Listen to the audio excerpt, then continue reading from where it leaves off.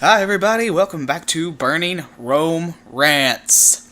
Today I'm going to be covering a little bit about history and how the lack of historical knowledge has led to a huge deficit and possibly the rise of regressivism in left-wing policy. It's a bit of an issue and it's something that we should talk about, as Camilla Paglia points out. It's just a massive problem. Students are no longer taught overarching history throughout all of time. They're inherently just taught the very, very basics of modern civilization. I will even use an example from myself.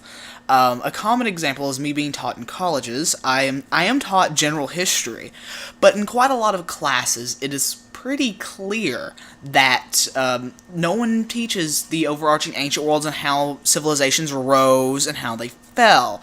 That's key to understanding what causes civilizations to fall and causes civilizations to end. Therefore, eliminating that, people have no historical knowledge of history. An inherent example is there was someone recently I was in a debate with on Twitter that could not wrap their mind around that any other civilization besides Western civilization had any sort of oppressive structures of any point in human history, when that is inherently false. Obviously, we have various slave trades all over Africa and the Middle East, and in India there's currently millions of people in slave labor. So in reality, and then racism was apparently a Western creation instead of, a creation of humanity's general need to go together in groups and hating the other group. And so that's natural creation of humanity and what we decide it as. In full reality, no one really understands the very basis of human civilization anymore.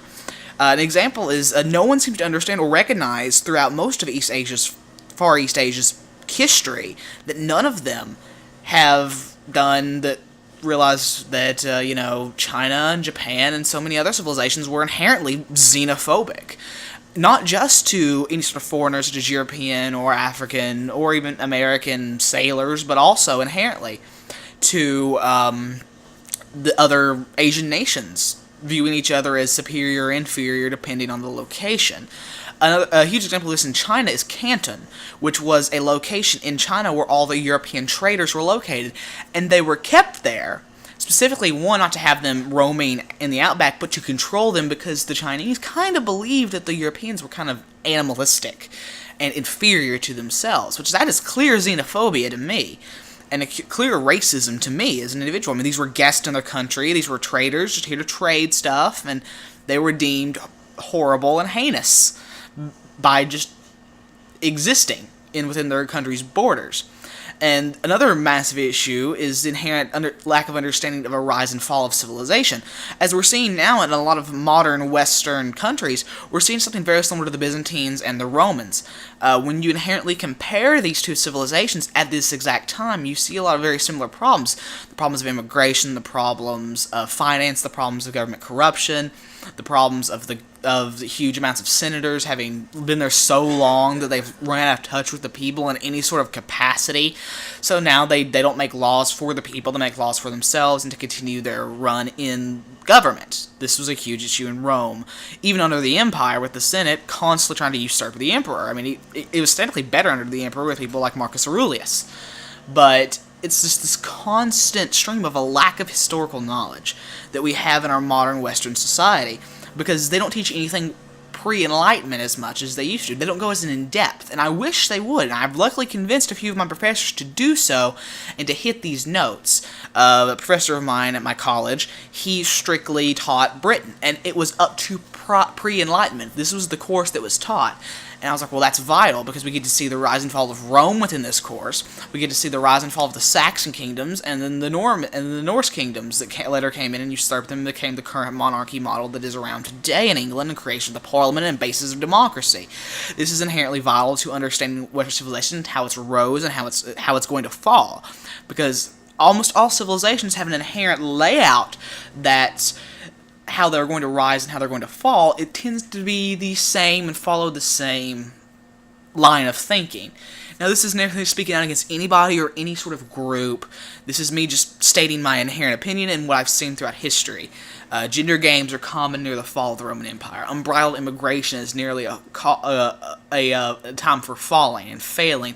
Overt corruption, even open acceptance of homosexuality within the bourgeoisie class is considered a sign of a failing civilization.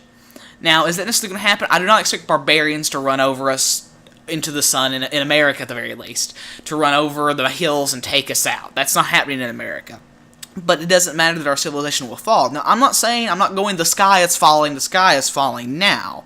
But if we follow within our civilization, follow how it's been laid out, we will inherently realize that everything we've ever seen and everything we've ever done is following an exact toe step, lock and foot with the Roman civilization, and no one's pointed it out. We expanded, we got massive, we had rich, and this is just Western civilizations in rule, because at this point, any first world is generally the same living circumstances all over the place. It doesn't vary or change that much. So, which is Western civilization is the inherently new Rome. Even in a lot of places like in the Middle East, they still call the West Rome to this day. So, it's inherent that we have to realize that as people, that we are following this lockstep, and none of these people realize it. No one sees how we're following lockstep with how prior civilizations have fallen. Now, I'm not speaking out necessarily against any group when I mention that, but that tends to be a circumstance of a civilization in decline.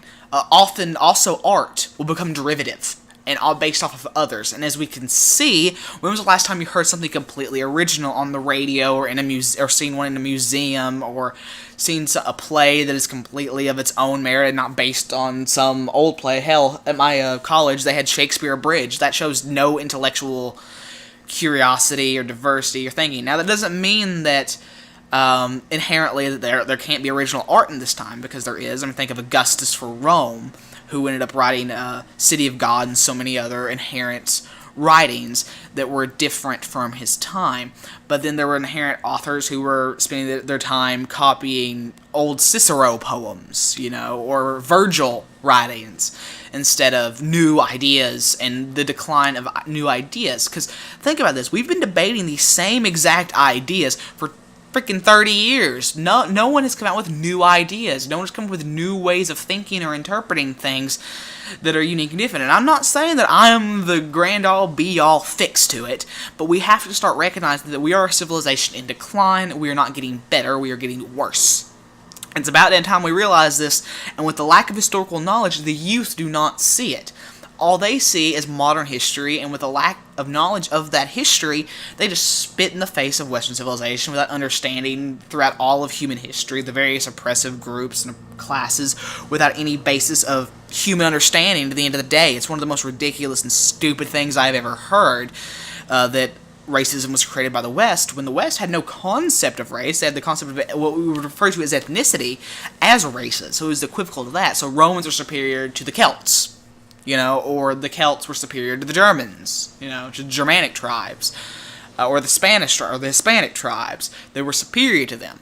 So naturally, with that lack of understanding of how human history has been integrated and interacted, they end up coming out with this inherent Marxist principle, which was the inherent problem with Marx, to be honest. He only saw Western civilization. He did not see all civilizations all over the world.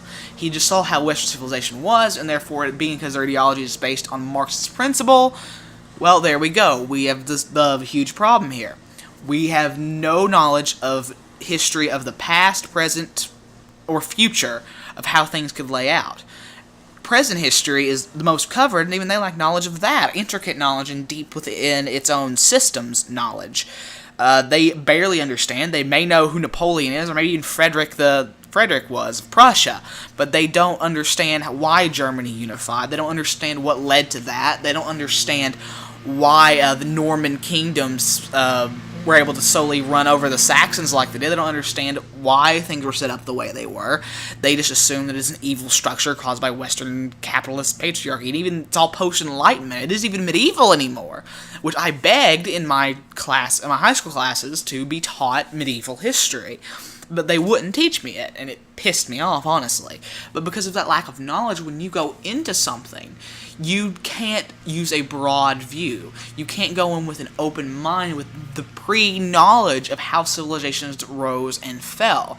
The limiting of rights is also a common factor in Western civilization, and how it rose and how it fell. When rights started becoming limited and things started to line up perfectly, well, there we go. We have this inherent problem and this issue with rights as we currently have, and we're debating them. And when those are limited, your civilization is also in decline because of peasant unhappiness, or pleb unhappiness as it was in Rome, peasant as it was in medieval Europe, and inherently as it is now with proletariat or low-income people in poverty now. So there is no inherent logic behind this, and it's very bare bones at the most. It's ridiculous, guys, and I think this lack of knowledge of historical insight is inherently disgusting, and the fact that we refuse to teach students what it is, we have a massive inherent problem with our modern civilization, and no one's pointing out or seeing it inherently because of some stupid ideology that has infested schools, and this very minimum coverage. Anyway, guys, this was a long one, but I'll see you next time.